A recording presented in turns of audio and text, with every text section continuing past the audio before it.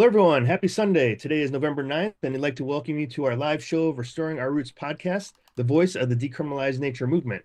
This podcast is a gathering space where we explore the wisdom of entheogenic plants and fungi, the beauty of natural healing, and the importance of reconnecting to the sacred earth.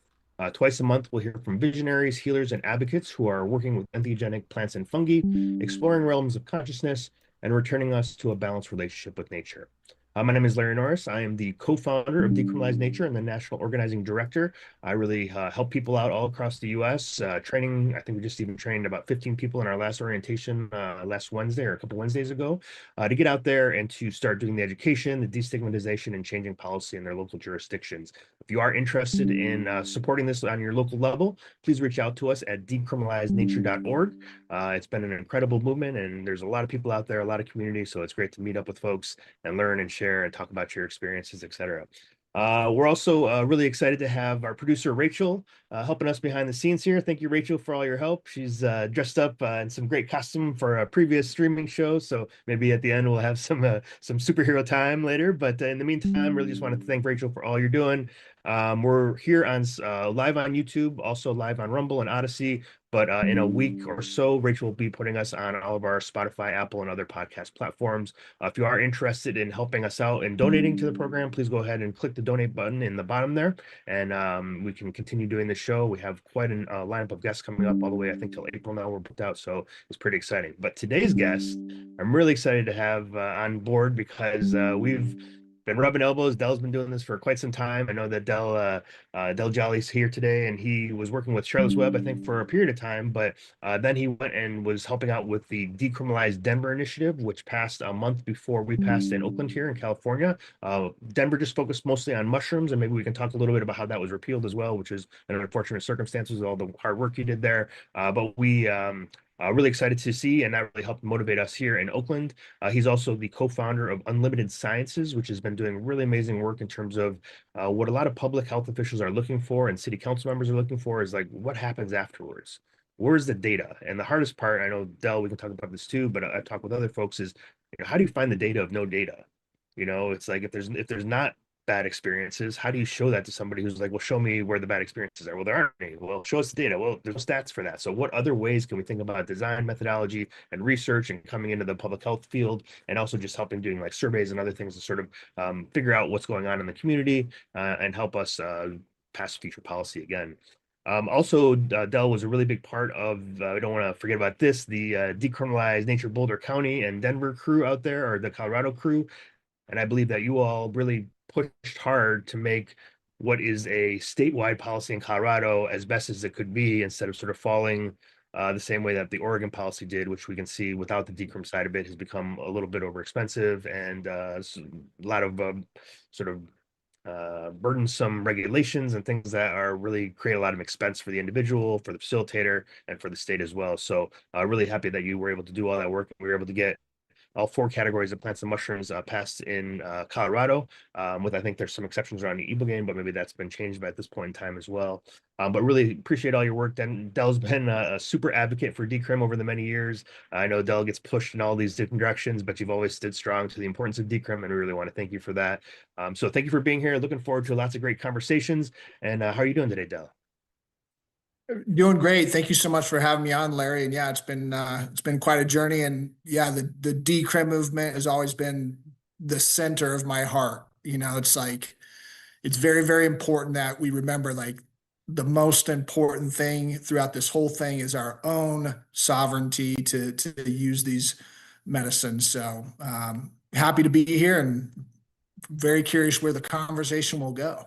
Great. Yeah, wonderful. Yeah, me too. Yeah, maybe we could just start off with a little bit of your background. I know you started maybe in the cannabis realm and you find yourself sort of in the mushrooms and entheogens or psychedelics realm. What was your process there? How did you get here? And sort of what are your sort of big sort of dreams as you see the movement move forward?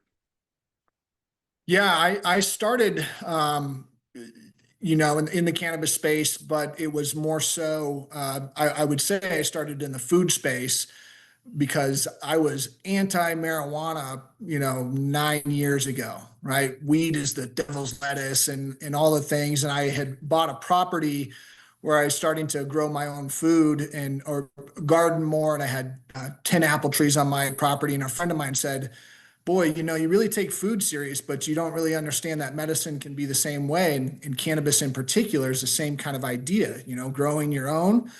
And I read a book by Michael Pollan, not the How to Change Your Mind book, but what was the name? The Botany of The Desire, maybe. what was it? Was it Botany of Desire or something like that? No, it was oh, I cannot believe I'm forgetting it right now. It'll come to me in a moment, but just about food and the food process and how it how we don't look at the way that we're growing our food. And so I read that book and it started to change my mind on how I approach that. And a friend of mine said, "You're against cannabis. You should watch this documentary. It's called The Culture High." And in The Culture High, there was a man who was trying to give his son cannabis for his seizures. And I remember the gentleman saying, all I want is to hear my son say, I love you. And the cannabis is the only thing that has gotten him to a point where he was coming out of being nonverbal and helping with his seizures. And all I saw was another father. I have three kids, another father trying to help his kid. And then I realized, whoa, it's like me. I'm part of the problem. I am going against this man trying to help his kid by all the time I'm popping off about weed's terrible, and so I found an organization in Colorado Springs called the Realm of Caring.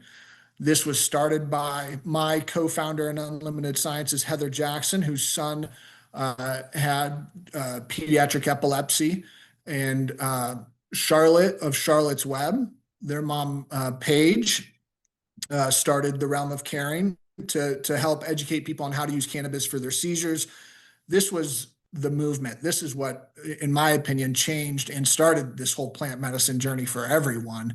Moms trying to help their kids, parents trying to help their kids use cannabis to help with seizures. And so I volunteered for them. I was really moved by my own prejudice of these plants and realized that if I can change, anyone can change. And how do we do that? Because this is ridiculous. And if there's one thing that I struggle with is it's the government telling us what we can and cannot do. And so I took it really personally, and I couldn't work for the Realm of Caring. So they said, hey, you should work for Charlotte's Web. And so that was the beginning of my plant medicine journey, working to help change the narrative and hopefully change some opinions on these substances that we've been told are drugs. And so that's where I got my feet wet.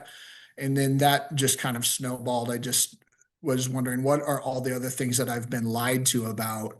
And that led to psychedelics, and had a psychedelic experience that absolutely changed my life. And I just needed to get involved. I needed to do whatever I could. And it just so happened that Kevin Matthews and his crew at the Decrim Denver initiative had just had gotten started. This is in early 2018. And so I have some resources to influential people who are mostly professional athletes. And I thought, hey, how can I help you? And so I became the outreach director for the Decrim Denver movement and started to have some folks post some things about, what was happening in Denver. And then as time moved on, we obviously passed that in May of 2019. And then before that, as that was transpiring, I thought, there's going to be a lot of people who are going to start hearing the word psychedelic or psilocybin, and they're going to want to know, hey, can that help me? And we need data, just like we did with the Realm of Caring on the cannabis use for kids. They worked with Johns Hopkins to record and register what was going on with cannabis in the kids. And when you partner with an institute like that, it really validates what you're doing at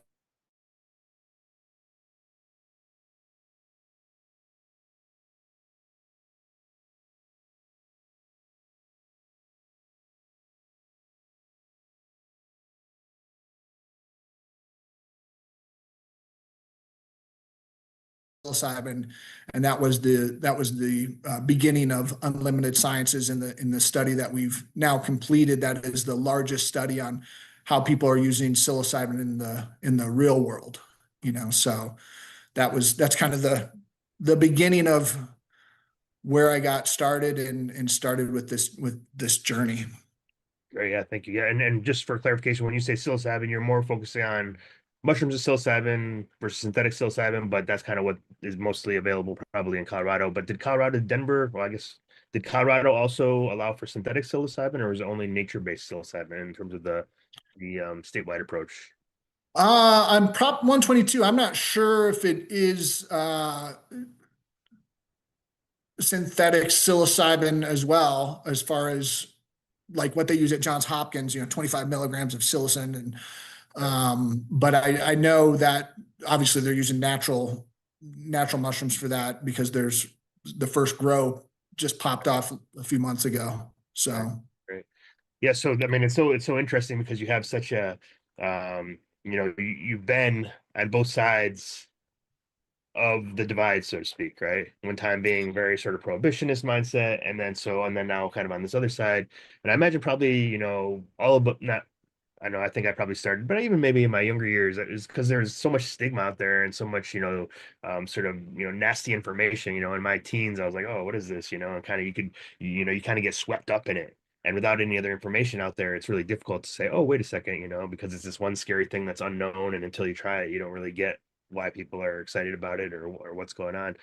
For folks out there that are working on, destigmatizing to their community, to their family and friends, maybe even to themselves, do you have any like tips of what helped you through that process as you went from prohibitionist to non-prohibitionist, and any things that you can know that were like really helpful for people that you were speaking to help them sort of open their minds a little bit when they're really sort of structured on their previous worldviews?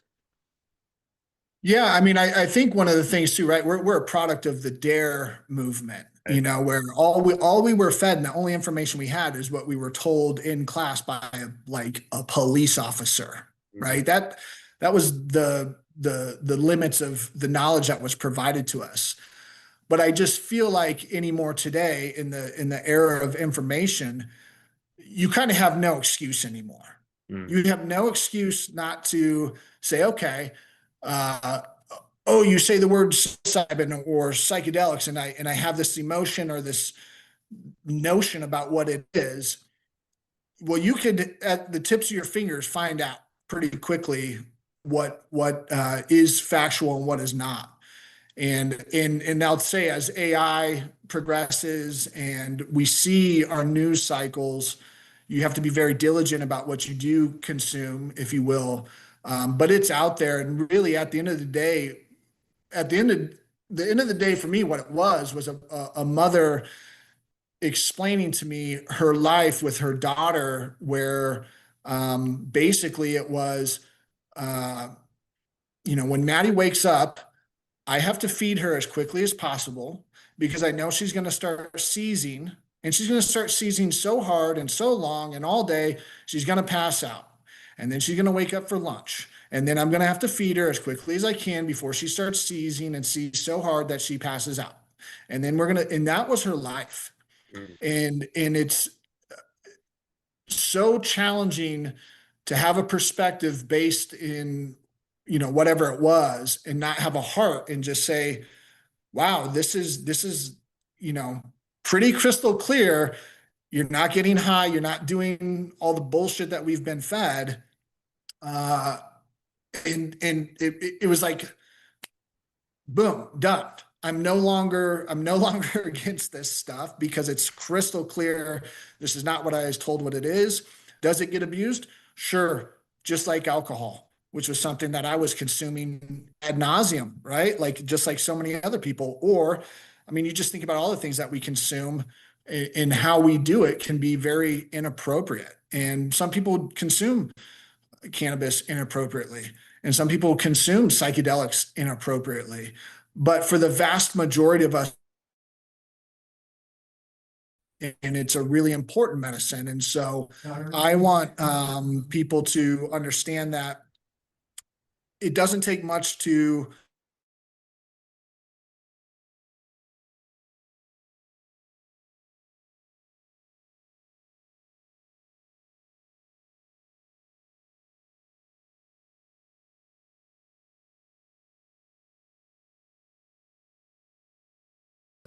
Mhm.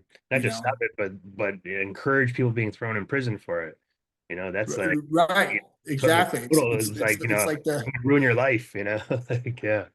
right, the one, I don't know, meme or whatnot, like if you're opposed to gay marriage, then just don't get married, like it's super simple. If you, who has time anymore to go out of their way to be a moron, I guess is what it is. So Right, right, yeah. yeah. Yeah, no, and I think also like what you're saying in terms of even just the de-authoritization of these laws and these points of view, once you sort of say, wait, if cannabis isn't as bad as everyone says, then what does it say about all these other materials that are also being stigmatized? One we know for, I did a talk the other day, I think the first known like, psychedelic phenethylamine or entheogen would be like in terms of archaeological evidence, you're looking at 8600 BC for San Pedro Huachuma cactus, right?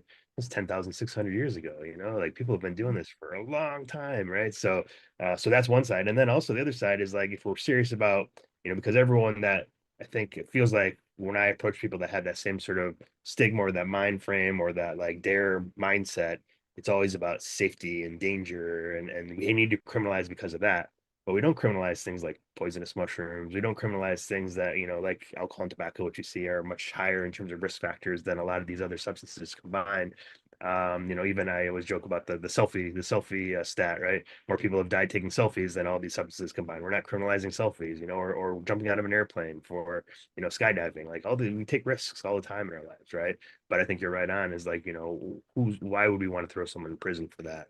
Somebody should be able to choose what they ingest, how they engage with it. And I don't necessarily agree with, so, like I say, it can be abused in many different ways, but that's how you learn too sometimes, right? And I said it's even sometimes on the dance floor when people are like, oh, that's recreational, is that really sacred? And man, I can't tell you how many times I've had a sacred experience in the middle of the dance floor. So Yeah, absolutely. And that's just it too. It's if people want to use some things recreationally, really at the end of the day, it's okay. You get happy accidents there. Not even just happy accidents. The dance floor is sacred, right? That is the modern, fire, where we're gonna circle around the fire and we're gonna dance. And I've had some of my most tremendous connective moments, as I'm sure many of the listeners have, on a dance floor, right? It's super important. So, and just like with the alcohol, I remember that was a big issue. I don't want people driving around on mushrooms. Yeah, neither do we. And what are the and we mushrooms? also have laws in place for that, just like alcohol, Right. right? Like this is not like, don't be silly. Mhm. That is against the law. It's always going to be against the law. If you get pulled over and you're on mushrooms, I hope you go to jail, Mhm. right? I hope there's a consequence to that ridiculous action. But there shouldn't be a consequence for taking the mushrooms if you're doing it safe in your own safe setting. But the moment you step outside of that and you put other people at harm, I don't care what the substance is, you are no longer participating in what we agreed upon, Yeah, you right. know? There's already DUI laws out there, right? But we don't need to create new things, which is, I guess, what got cannabis in a bit of a bind too, is because they thought they had to create a whole new regulatory framework because it's this unique thing that's so different and so much more dangerous and everything, which I think is a problem anyway. To wind back to what you were saying a little bit earlier about how education is right at our fingertips, and we hear that a lot, and yet we always hear we need more education. So how do you balance that? And also, where do you go to find, you don't need to necessarily, promote anything unless there's an awesome place for education that you're aware of. But like, where, how do people find education if, or how do you find a way to get it to the people that have no idea that at a party somewhere someone might give them something, so they never even bothered to do the education? Like, well, do we need a read air? Like Yeah. how do we do this? Yeah, that would be wonderful if the government would get behind and actually put some real education out there about these things. It's really challenging with a substance like or psychedelics as a whole because the narrative has been what it is. And so for me personally, what I see is the quickest way to educate people. It's through story. It's through when I see a young girl having seizures and then ingesting cannabis through a feeding tube and she stops seizing, done, education done. I'm ready Right. to learn more and I'll go after it. And so that's kind of where, you know, uh, what I thought of. How do I personally change my the opinion of someone such as myself? And so for me, it's kind of I always thought like the Michael Jordan effect, right? Michael Jordan says, drink Gatorade or buy the shoe. People go, okay, cool. Where is it? How much? I got you. So for me personally, athletes are important. And that's maybe I have some, I'm founders in another organization. I have a functional mushroom company with professional athletes, and these are people who people might know because they've been in the psychedelic space now. And that's Rashad Evans, UFC fighter, who you have this persona of this guy who's a former UFC champ. He's a Hall of Famer. He's this opposing figure, and he's speaking about how transformative these experiences have been for him and how healing they've been for him and a person like me who sees him and knows him as this, just badass fighter guy. And I know he's taking care of his body. He's built a career on making sure he is operating as optimally as possible. So I know he's in tune. And now he's saying, hey, these are really important. These have helped me, progress post career, progress in so many ways. It's going to catch my ear, right? It's going to be a challenge if you're presenting in a way that maybe a conservative person they might not want to hear it from you.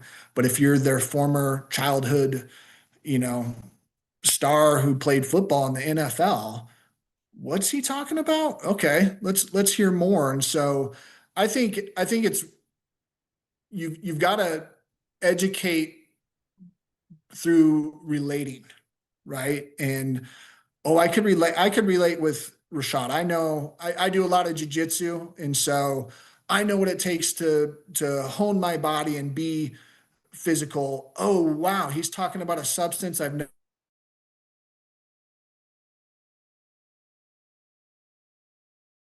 And so I think that storytelling is important because it's hard to say, hey, go to this website. And if you're not really in it because you have a prejudice against the thing, you're not going to do the research, right? But I see, Tools for Titan, Tim Ferriss book, one of the passages in there that I really enjoyed it. Just a very, very simple sentence that I try to hold dear to my heart now is strong convictions loosely held, right? And that's the way I wish people would operate. It's good to have a good opinion and it's good to get passionate about things, but hold those things loosely because if someone comes with new information and, presents something that you've never heard, if you're going to put up a stone wall, which seems to be kind of our culture these days, everyone just, we know what's right and forget that side. This is my side. I'm not even going to listen. It's going to present a big problem in the future. But um, if we can listen, I think that will lead to education. And if you're genuinely curious, we have to have a level of curiosity around all these things. We should be curious too. Are there any, the first law of alchemy, equivalent exchange? Are there going to be any problems if we use these substances too often? There's something to consider. How frequently can we use them? Should I take a step back? I don't know. If someone has new information, I'm gonna listen. And so uh, it takes kind of a curious mind to educate yourself. And so I don't have the answers, but I do think story and relatable stories are important to start bridging the gap. Yeah, and a couple things I want to touch on there real quick, but I think one thing that is so important, I was talking to somebody about this last night, was or maybe 2 nights ago, how it's so important for then the elders to come out of the closet. Because if we're really serious about sharing our stories and sharing our narratives, if you're just talking about it, what we're really trying, in this conversation was about how do we make sure that the youth can figure out more information, know where to go, have what's a bad trip like, if there's one that comes up, how do I work with it, all these other types of things. But I think until, and that's one thing I always see missing, this intergenerational, across many, many generations conversation that's happening, because there's like, oh, we did this in the 60s, or then the next generation, we did this in the rape scene, or the next generation, the dare thing, or whatever, blah, blah, blah, all the way down the line. And then there's like always these like sort of silos of generations that, oh, we can't talk. But in this kind of scenario, we're talking about human consciousness, right? And what better way to start diving into that than like talking to the different generations about how it is that it worked for them, or different sort of things that have been considered. So I think part of that is really coming out of the closet and really sharing that you've had personal experiences, or that these experiences were really transformative for you. And so you see that in sort of the sports world, you see that a little bit. But it's interesting to me that the UFC fighters, it seems to be more of them around in terms of willing to come out and share comparatively. I mean, boxers, you really have Mike Tyson, you have, hockey players is Dan Carcillo, you have a couple football players, Ricky Williams and Aaron Rodgers. So like a couple basketball players who I should name, but I've been kind of surprised, like, oh, okay, talked about ayahuasca and things like that. But it's minimal. But then you have the UFC field, and there seems to be a lot more people having that conversation. What do you think is unique to that field, that or that interest area, that more people are having that conversation there? It's an individual sport. It's an individual sport that in the NFL, everyone's fighting for their jobs every week. It's a very fragile system. And, in the NFL, you could take Tom Brady out of the game and you're still going to play. You're still going to play. You're going to have a backup quarterback, might not do as well, but your team's still playing. And the UFC, you pull Conor McGregor out of the headlining card, you just lost the whole, you know, attraction. And so the beautiful thing about that is they're in a position to be their own unique, beautiful butterflies. And they could say whatever the hell they want because they're their own brand. And in that sport, which, has a lot of bravado and a lot of showmanship, Conor McGregor, I mean, he's a good fighter, of course, but he certainly is not as good as he puts himself out to be. But he is hands down the best promoter ever, right? And so if Conor McGregor says, "Hey, I'm doing ayahuasca all the time and I love it," and it's a thing, like no one's going to say, "Oh, you can't fight. You're off the team." They need him. And so, and I think I think it's kind of a beautiful thing too that the fighters are coming forth and they're fighting and telling their stories of what's important for them. It's kind of a mentality, I think, too, to do your own thing, if you will. But it'd be nice, and that's some of the things that I'm working on behind the scenes, more NFL guys in particular. Uh, Unfortunately or fortunately, where culture really values the NFL and what Reds and circuses. some guy who plays a damn game has a better, take on these substances than someone who's tried and true is, it's a product of our culture. So we have to play the game. You know what I mean? And so cool. I happen to know a few of those guys, right? How can we structure something where you guys can speak about it intelligently? Because that's the problem too, is I see some guys who are like, please get the microphone away from that guy. Don't let him talk anymore. Who like you know what I'm talking about, as far as sometimes some people just should not be representing these sacred medicines in the way that they are. But then there's also some people who hold it very near and dear and do a fantastic job. But we should be We should be listening to researchers. We should be listening to, moms. We should be listening to NFL players, UFC fighters, and most importantly, we should probably be listening to more of the indigenous lineage who's been doing this for thousands of years, and what they think. I think that that's a really unique thing that we do in this space is we pay all this lip service to indigenous and BIPOC communities, and oh yeah, let's put this collective on the stage at MAPS and let them have a conversation. But the moment they start talking about the mysticism and the unidentified, unmeasurable accounts that come from these substances, oh yeah, okay, that's great, or what, but we really think it's bullshit. We do. And I know we do because we could see how all these ceremonies are being held. Anyone, no one's opening, appropriately and ceremonially and traditionally and inviting and putting at bay some of these entities that indigenous people do understand. There's an incredibly good podcast. I'm sure your listeners are familiar with it, The Emerald. If you haven't heard The Emerald, there's a episode called Guardians and Protectors, and it's something that I feel anybody, especially here in the United States, who are about to participate in these substances, you better listen to that and truly understand what it is you're doing, because I do think that we are working with things that are beyond our understanding in the Western world that indigenous people do understand. And boy, if we could only strong convictions loosely held and listen to some of those voices and try to understand some of these more complicated matters that are not of this world, I think we'd be better for it. Yeah, it seems like almost a clash of paradigms that happens there. You see them, on the map stage, and then everyone's trying to assimilate those voices into a clinical model, which is at odds with the worldview right at the beginning. Because it's an extractive model without the understanding of spirit or the sacred, or I mean, maybe in talk, but maybe I don't know of any doctors that's part of their protocol to hold space, and even people are getting pushback for any kind of sacred within the clinical model. But like, what about holding space that's not just the room space? What about the set and setting that's in the realms beyond the liminal realms? And these are conversations that a lot of these cultures have had many times in the past, but you don't see these in these particular clinical or mental model approaches. And so I think that's something that's really going to be, eventually there's going to have to be some sort of deeper, larger conversation or communication about that, or they're just going to be so split off from each other that they're going to be speaking about different things. But I think that's something hopefully we'll see more of.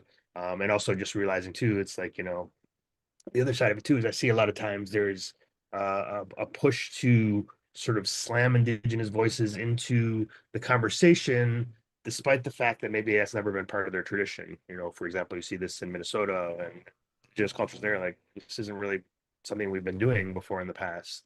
And so like but what maybe should be gotten to is the worldview, the idea of the sacred, the idea of the spirit, the idea of the ceremonial, the ritual. These are the types of things, rather than saying you now are an expert in psychedelics, which then puts them at risk as well, because now all of a sudden, okay, well, this is an illegal thing. That should I be even talking about this anyway? But talking about this broader context of how do we sit in ceremony? How do we sit with each other? What is right relationship? What is ancestor or spirits of plants and mushrooms? What is that type of conversation? So those are the types of things that I think will eventually shake out. But in the meantime, yeah, you're definitely seeing these sort of clashes that happen. And kind of wind back a little bit more again to what you're saying around the people that are out there. I don't know if you're paying attention, but right now, this guy, Brian Johnson, who's the anti-aging guy, is live streaming his 5 gram mushroom experience to talk about how this is going to help him with anti-aging. My thought initially was he's never done mushrooms before. He's going to do 5 grams. He's going to be live streaming it or sort of pseudo live streaming it because someone's going to be doing the thing. Like, what if he has a bad, maybe it's a tricky experience, somebody that spent his whole life to stay alive, don't die. And what do mushrooms do? They decompose you and they tell you about life and death and they show you that death is just another part of life. What is that? I mean, I'm going to kind of be keeping up on it. I've never really been too interested in what his all about, but in this particular moment, I'm like, okay, I'm very curious what happens when that worldview then has this big experience. what needs to shift, what needs to change, and how would he look at things differently after this? Have you heard anything about this or any thoughts around that? Yeah, it's funny that you say that because I just saw that this morning that he was doing that. I know that guy. I follow him because he totes himself as a like a longevity athlete or biohacking athlete, Right. and his products in particular. I do take one of them. It makes sense. The science is real, and that's good. But I do find it really interesting that a guy's whose entire identity is based on, his life and longevity is about to do something that will show him like that shit doesn't matter, buddy.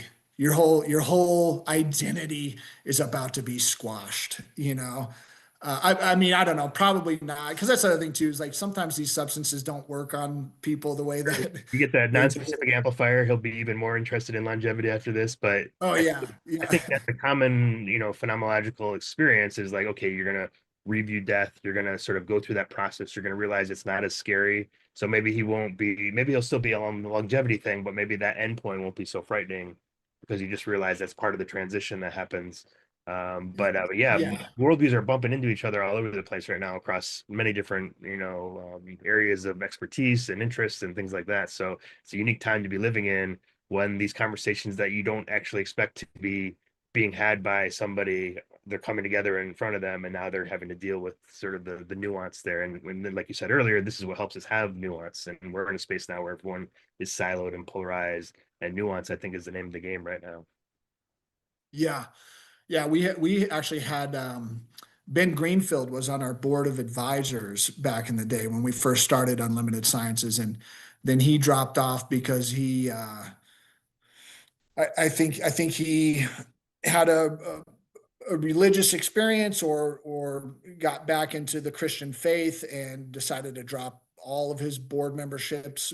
Ben's a huge biohacker. He's like the OG biohacker guy, and so to each their own. They're going to do their things. I live streaming your mushroom trip and measuring it for a longevity product is probably exactly what we don't want, but okay, here we are. you Right. know Yeah. there's a lot of unique people in this space, and it's frustrating because it's like, hey, where were you guys when we were trying to raise some money, just a little bit of money?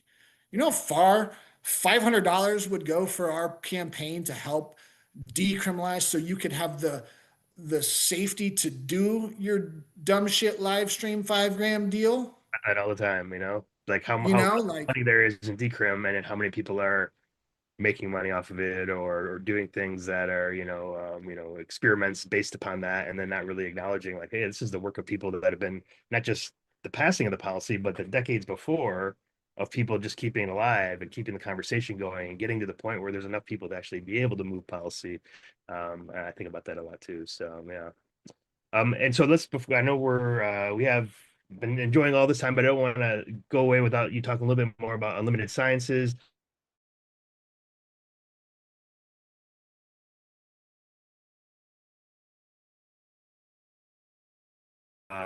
Yeah, well, talk to us about unlimited sciences a little bit more. yeah,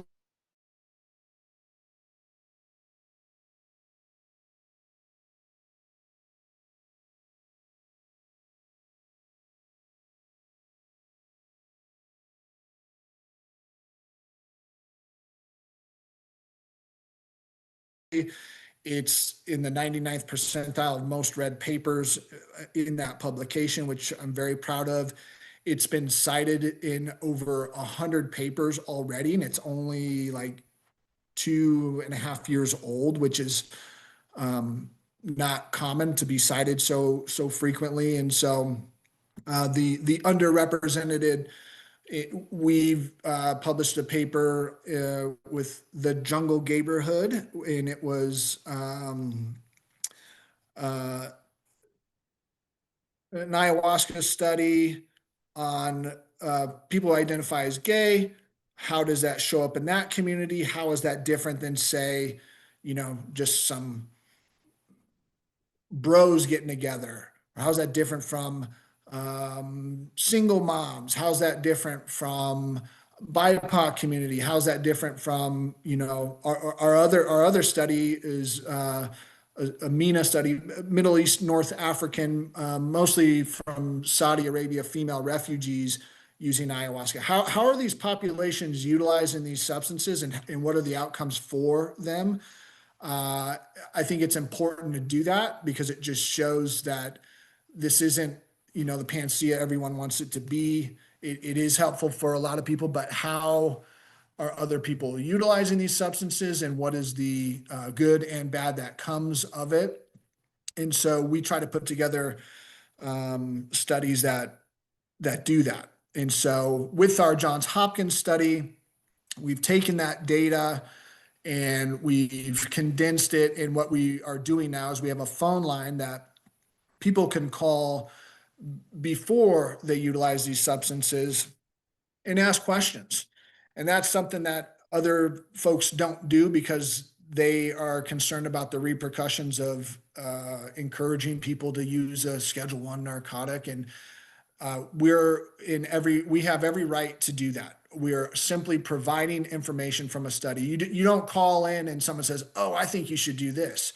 It is from our study or from studies from the collective. This is what people are doing. So it's just a exchange of information, no opinions. It's just information. And what we're trying to do there is just help people have a more positive outcome and be prepared and answer some questions that they might have before experiencing these substances. So that's what I'm most proud of in trying to promote.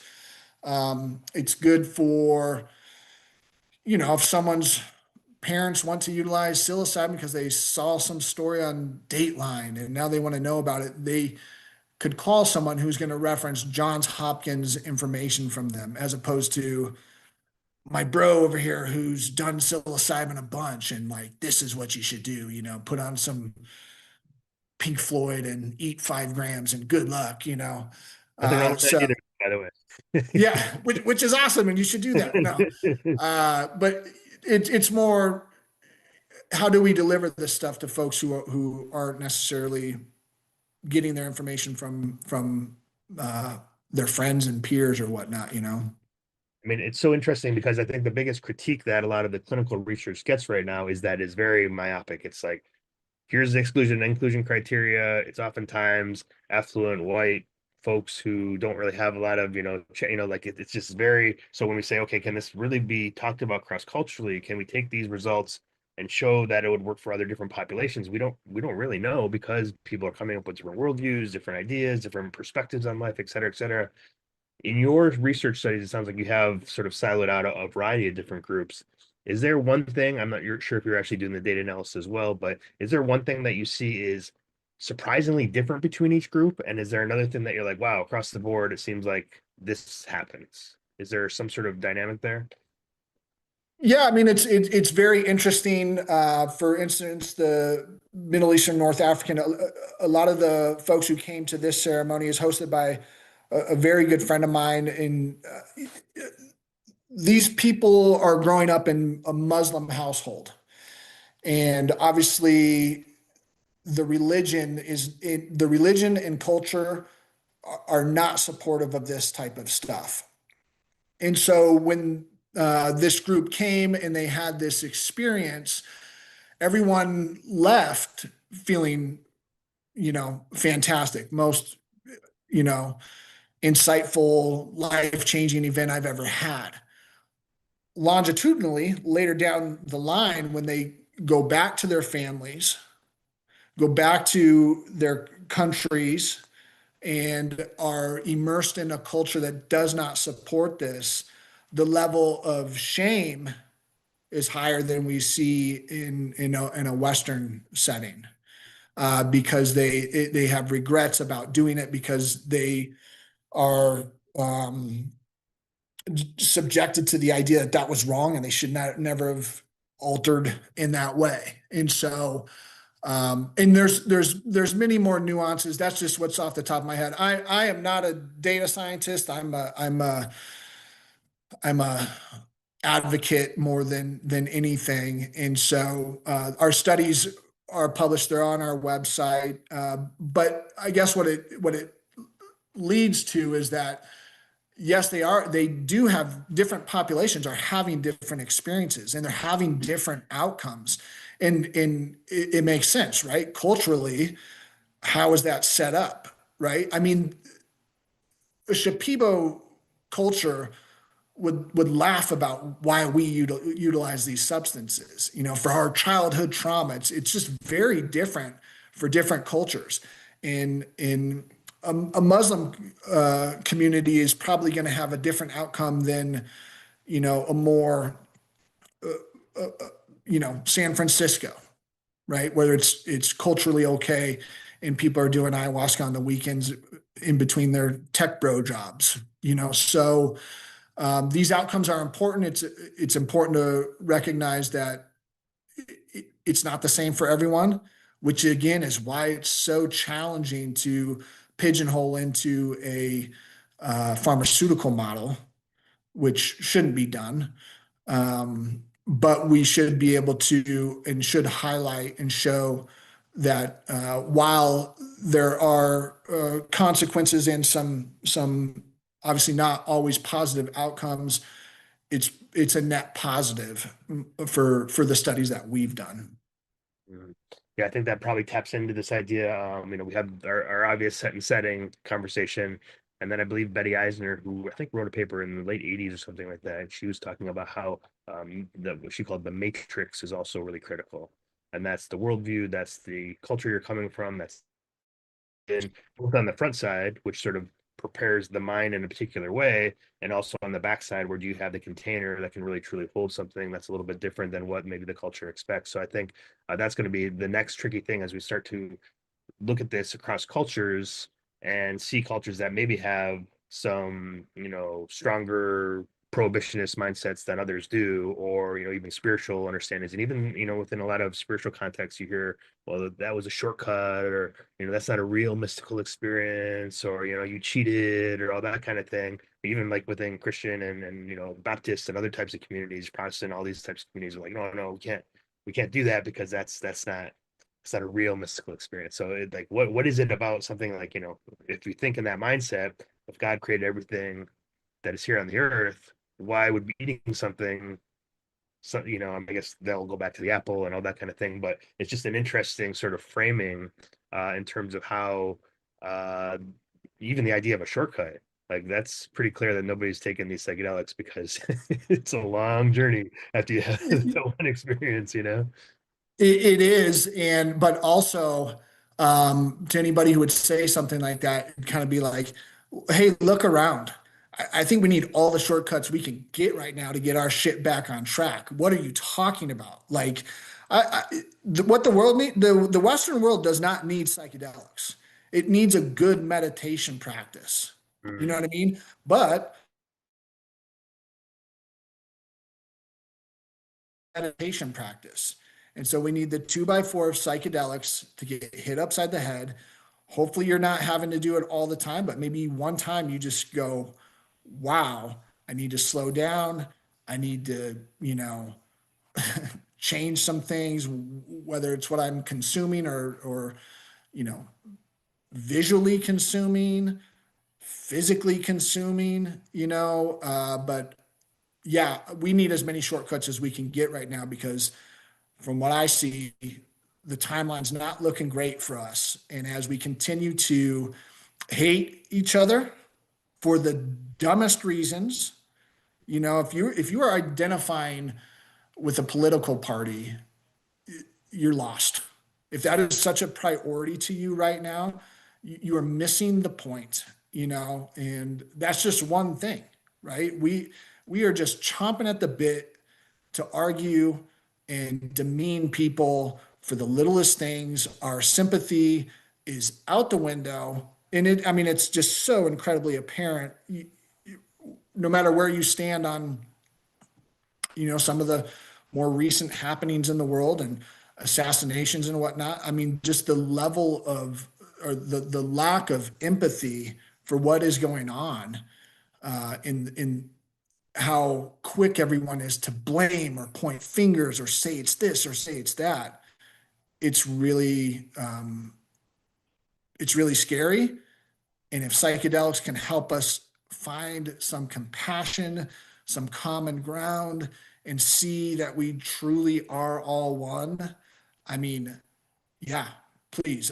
We need that. I do believe that when the indigenous cultures of South America say that ayahuasca needs to spread to the Western world because it's going to help them in the long run. I think that that's the truth. It's important that this stuff has to spread because we've got to do something. So shortcuts be damned. I'm all about it. I will say one of our studies that we published is it's on Christians who use psychedelics has no effect on their faith. If anything, their faith becomes stronger. So Yeah, and then we that's were talking important. about meditation earlier too. Is like look at the sort of the Buddhist boom that happened after the 60s and 70s, and while they don't often talk about it, many of the people that are in those worlds right now and are studying and practicing and doing really deep meditations were inspired by that one or two single experiences of realizing, wow, there's more, and I'm totally missing on how to tap into this. What kind of practices can I do so that every day I can sort of bring that forward a little bit? So yeah, absolutely. And before we get into our questions in a minute, I know I've always appreciated that you've had such a strong love and appreciation for the decriminalization model versus all these other models. Tell us a little bit about that in terms of like what you see as important in decriminalization comparatively to like a legalization or a medicalization framework. Yeah, I have had such admiration for the work that you guys have done and in the arrows you've gotten in your back for leading in the front. I've said it in the past, and I'll continue to always say it, the Decrim Nature organization and movement is hands down the most important entity in this space. And if we don't see that or understand why that is, I mean, I'm all about veteran using ibogaine and moving that forward. I'm all about um, science, right? We work with the universities. We do the thing. I'm all about those channels, but damn it, if we don't decriminalize first, you are, you know, asking the wolves to watch the sheep, and it's really quite interesting how hard in the paint people are going to kind of set up the exact same model that these substances kind of promise to eradicate and show us a new, better way. And so decriminalization for me, when we did it in Denver, I mean, it was cool. It was really, it felt so like, oh my God. I always tell my kids like that's probably going to be the most important thing, my contribution to this earth will be is that effort we did in Denver. I think it's doesn't get enough, flowers. Not to say that we need anything, but I guess what it is, it's like this is a people-led movement where they are taking their rights back in their own hands and not participating in the bullshit systems that are saying do it this way. And if that's not the foundation of what we build, we are going to have so many problems, and it's going to go right back into a lack of access, and only the affluent are going to be able to do this stuff. I mean, you ever see that in Colorado in Prop 122, what we did pass, where we worked really hard to make it as equitable as possible? Come out here and do a mushroom trip for, I think the best you'll be able to get it is $5,000. $5,000 for what? Legalization framework. The decrim's a little bit different, but that would be like for the legalized, regulated framework that Yes, yes, right. And if we didn't lay the foundation of decriminalization, right? Because I'm all about the legal model. Iboga, it's now the new poster child of everybody's conversation because MDMA went by the wayside with the FDA ruling, and everybody's talking about Iboga. There's a lot of risk there, and I'm really kind of torn about, okay, how do we do this? Because I don't want that story of someone using it and dying, and then that becomes the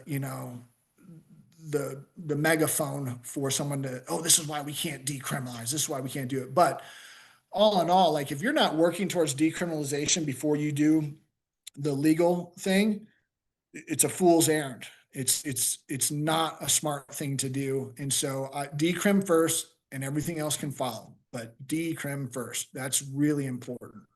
Yeah, especially when you have in this world that we live in, you give the tools of law enforcement to the companies that have the capital, and now you have to buy their product because otherwise you'll get arrested. And that just sounds about as dystopic as you possibly could have, especially when you're talking about, hey, how do I explore my inner worlds? What is me? What is it like to be a human being? What is it like to explore consciousness?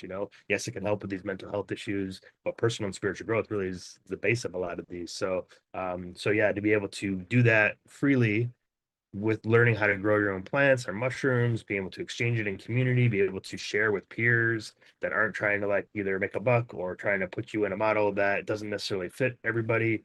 I think that's really the way to go. So yeah, thank you for your thoughts around that, and it's always good to hear that. And thank you for your work in Denver, and then also for everyone else that's doing this great work out there. To continue working on the decrim. You hear a lot of times some of these deep pockets out there saying things like, well, decrim isn't viable. I was at a Global Psychedelic Week talk this on Wednesday, and the question that they asked, which was, is decrim viable? They changed it to, is decrim just? Well, that's an easy one. Of course it's just. But what the smear is by the deep pockets is viable. Are politicians going to be okay with it? And it's really the easiest policy. You're saying stopping arresting people. It costs the least amount of money because you're saying, okay, we're not going to, spend any money on this issue. And it allows, it's not throwing it on every street corner. It allows the organic emergence of the underground. People aren't just going to randomly, okay, well, and maybe somebody be like, oh, I'm going to go find this and go do the thing. But now there's places to check with others. Now there's community that's being built. Now there's that intergenerational mentorship that's beginning, hopefully, to start here, where there can be some conversations between youth and elders who have tried these experiences. So thank you for your words on that, and let's continue to move that forward. And like I say, while the pendulum has swung a little bit this year, and I think that's due to some feelings of instability on the local level. DC, for example, now being federalized. Does that mean that the decrim is no longer there anymore because the police chief doesn't answer to the city council anymore? The police chief answers to Pam Bondi.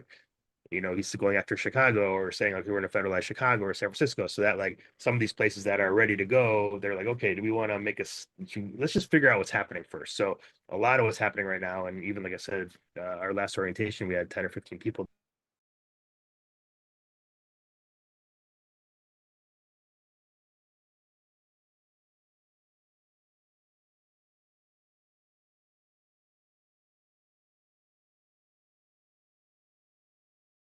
Weekend at Columbia University or Columbia, Missouri University out there. And, people are making it happen, even though it's just like sort of we're back to the roots again. Just like when COVID started, okay, we're not going to like, how would nature handle a stressful situation?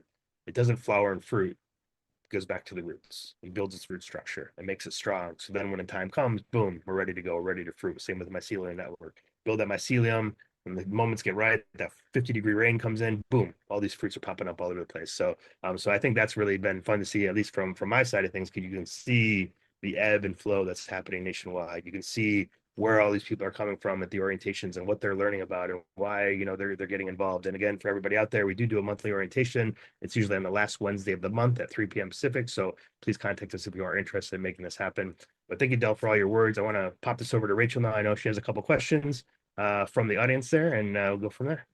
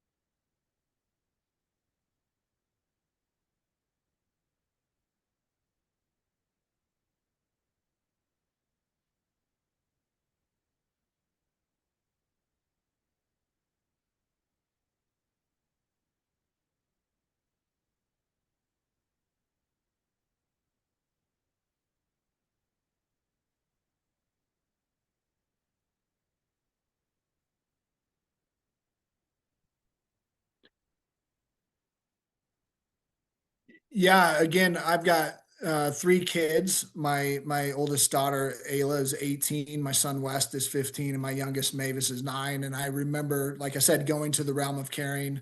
And the story for me, it wasn't an athlete, right? It is a little girl Maddie and her mom, and again, seeing their story, understanding it. I heard that story, and I came home, and for whatever reason, my kids weren't there, and it was in the evening. And then when they got home, I just remember dropping to my knees and just crying and being so grateful for their health, and um, embarrassed for my position on something that I didn't know anything about, and thinking about, man, did I change anyone's opinion? Did I convince anyone that these substances were wrong? And then they're out there voting against these families trying to help, and so some shame there. But what hit my heart is just kids, and that's important, and I love that. so yeah. I'm gonna. I honestly think being like a dad, like being a girl, like my dad has been so influential in my life. Like being a girl dad out there is just like such an important role. I mean, like being a parent in general, I think as well is super important. My question was something uh, from my perspective, just because I come from a background of like bodybuilding, competing in fitness, all that kind of stuff, the steroid use, all of that in there that's like not talked about and it's like illegal, but everyone does it. And just even that story you were saying, Larry, about like, oh, it must be nice to be able to do a live stream and take 5 grams of mushrooms without worrying about your door being kicked in when that's happening, right? So, and people have done the groundwork so that that's possible, right? And so it's Right. just this weird thing of like people are like, oh, now I'm gonna make money off of it. So my question to you is like, if you were to forecast the next 10 years as specifically for athletics, because I'm interested in that because I'm doing like superhero school, and this idea of like healing is very important, but also like can we leverage these substances to make us better human beings and optimize things like, and not just in sport but just um, living in such a way, like being stronger, being able to run faster, being able to like play with your kids, like have aging not be like, oh, I want to look young, but just like what does that actually mean in the sense of like I'm gonna just be able to be here for my grandkids and that kind of stuff. So just in the next 10 years, like how would you see like psychedelics and entheogens and athletics and like the sports science world? What would be your like ideal way of that kind of going forward? Yeah, so great question. I like that. It's for me, we talk about healing, learning, expanding at Unlimited Sciences, the expansion part, that's what I'm very hopeful for. Yeah. I lay a foundation for my children of respect, and it's, Khalil Gibran, your children are not your children. They are the slings and arrows of life's longing for itself, or Oh. something to the degree that they're not yours, so don't try to make them whatever. So what I'm getting at is whatever they want to be, hopefully they're not coming to these circles for healing. They're Mm-hmm. coming for expansion. What are they going to do? And so the future of psychedelics as a performance enhancing drug, it Mm. would be, for me, what I foresee is a psychological advancement, a way of thinking and being creative and doing things like jujitsu. I love jujitsu because it's an art, mixed Mm. martial arts, right? They are arts. And when you Mm-hmm. see the best of the best do their thing, you can see the art. Throwing a punch, if you've never done it and you see someone who knows how to do it, you could physically see what they're doing. How can you get creative with your mind and expand your repertoire of physical, right? Yeah. And so when we move forward, I think some of these substances will certainly help with chronic traumatic encephalopathy, Mm. concussion stuff Brain that trauma we for sure. see. But I think that if we're talking about an optimization of ourselves, I think it will be a more whole athlete. And when I say whole, I mean heart centered. I know it sounds kind of crazy, but if you're a heart centered, clear, untraumatized fighter, Mm. you're going to be a better fighter. You know, we think fighters are some angry person who just wants to beat someone up. And I see anger in the jujitsu room flare up every once in a while, and it's the first way to get beat, right? And that's why some of these professional shit talkers like Conor McGregor, they do so good of getting into the mind of their opponent, and then they fall apart. So the expansion of psychedelics when it comes to athletes, I would say it would be more of a psychological improvement, that you are just so centered and so comfortable in your skin. It Mm-hmm. allows you to do incredible things. Great answer. That was, I really like that. And to add to that, there's that saying, right? Like, better to be a warrior in a garden than a gardener in a war, right? So it's about having all of those abilities at your disposal, and also having the conscientiousness to know when to use it. And as you're saying, heart-centered way of like being an athlete, not, the ends may justify the means, but the means determine the ends, right? So I think it's like a big part of like all of that. So that was really great. Thank you for that. Yeah, and Yeah. you see that too with Clindy passed away a few years ago, but Clindy out of Detroit, a lot of the work that he was doing with the mushroom work there was through the Tamarian Institute, which is an African martial arts, group that was teaching not only just the biopsycho-spiritual way of approaching engaging, and then how do we see things and how do we view beyond, and his whole stories and theories are pretty interesting when you look at how these were utilized over time as well for a variety of different things, including this inner growth that you're speaking of here. So yeah, that's interesting to think about. How do we become more full people? Really, I think is a base of some of that. Dell, if someone wants to come find you, unlimitedsciences.org, where else can they go to find out what you're up to, and maybe some of these new projects? Do you have any new projects, maybe surveys or anything that you can share with people that you're ready to get out there? And where's that phone Yeah, number? unlimitedscience.org is where you can learn more about our organization and kind of what we're up to. We're going to be putting out some proposals for some new studies, hopefully some UFC and NFL TBI related studies in 2026 is what we're hoping for. But as we were talking earlier before we jumped on, I got kicked off of Instagram, so I don't have an Instagram to put out there, which Badge of what a honor. blessing that is. Yeah, it's I couldn't help myself, so the universe helped me out and got me kicked off, so that was wonderful. And the other project I work on is Umbo, our functional mushroom company. That's with Rashad and Jake Plummer, who played ball for the Broncos and Cardinals. We have a functional mushroom company where we are getting more into the athletic. We're trying to educate folks on the fact that functional mushrooms are a game changer when it comes to athleticism. And I don't see functional mushrooms as a supplement as much as I do a food group. And if you think Mm-hmm. about the Olympics and you think about records being broken by milliseconds and millimeters, imagine if you had an entire food group that's like vegetables, that has all these compounds that you can't get anywhere else, and you start putting those in your body. It's not going to be, you're not going to be breaking records by 15 seconds, but every little bit helps. And at the end of the day, the longevity thing, I Mm-hmm. think everybody needs to be eating more mushrooms, psychedelics and functional. But so getumbo.com is our business, and unlimitedsciences.org is the nonprofit. Cool. And you mentioned a phone number earlier, a place people can call for more education.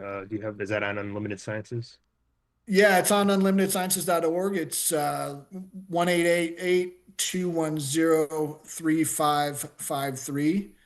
And that's a number that folks can call if they just have questions about psilocybin in particular. You know, what do the studies say? What's a good dose?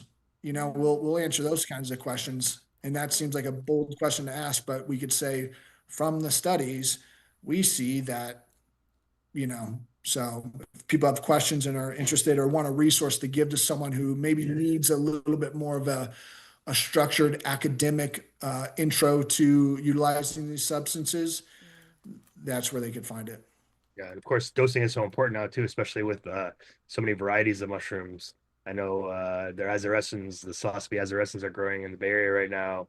And it's like 1 gram of those is easily equivalent to 5 grams, where you're like, okay, I'm glad I didn't take this because Yes. it's blast stuff time. So yeah, definitely important to know that. I'm sure you'll probably talk about that in your on your call as well. But for folks out there, just keep in mind that dosing changes according to the mushrooms as well, even in one batch, but definitely across species and definitely across different types of mushrooms. Well, and at the end of the day, too, we could all rely on Brian Johnson's current experiment live stream to tell us how to use mushrooms It's right. In the for meantime, Yeah. $9.99 Maybe or maybe whatever by he's our going to next charge. maybe by our next podcast we could do like a react segment to that. Yeah. we'll just do a little Oh, Our synopsis. own live stream reacting to that live stream. yes. Yes. I'm not going to watch it. You guys will have to let me know how that goes, but No, my I think Lord. they did do the live stream at the beginning when they like had him have it, and then I think he was like, so many people have told me that these are sacred experiences. We decided to not necessarily live stream, but have someone just kind of tweet occasionally when things are coming up. So I think he Oh, saved himself, interesting. starts Yeah. melting into the floor. you know? Good. Everything Because, starts yeah, fractalizing. He's like, "Are you seeing this?" Like, well, yeah, we can see you are. Yeah. right. Yeah. Well, we'll see how that goes. Right. Yeah. Well, thank you very much, Del, for being here today. Really appreciate it. Thank you, Rachel, for sticking by as always, doing all the great work behind the scenes. Reminder, everybody out there, we usually go live every 2 weeks, depending on schedule. Sometimes they fluctuate. So if you don't see us here on one week, just keep an eye on our YouTube, subscribe to our YouTube channel, because that's a good way to go about. Or you can watch our shows the following week when we put them on Spotify, Apple Podcasts, etc. I believe our next show is going to be on the 23rd with Jehan. He was supposed to be on the last show, but because of schedule differences, that wasn't able to work out. But really excited to have him. He wrote the Psilocybin Connection book. Also a fellow student of mine at California Institute of Integral Studies, not student of mine, but colleagues, I should say, at school there. So pretty excited to have him on. And then the last show of November, we're going to have Danielle Nova, who's part of Psychedelics Society San Francisco and is doing some addiction and psychedelics work and microdosing work with James Fadham and others as well. So pretty exciting month coming up. We are pretty booked out until April, so keep your eyes open on the channel here. Lots of exciting guests, lots of new voices, lots of new conversations that we hadn't thought of before. Really want to kind of be open to any kind of thing that we talk about here, because there's so much to learn. And so thank you, Del, for bringing some of that here today and for sharing your insights. See you next Sunday, and thank you everyone for listening in. Del and Rachel for the conversation. Until next time, tune in, stay rooted, and let's grow together. Have a great Sunday, everyone. Bye bye now. Until next time, bye. Thank you.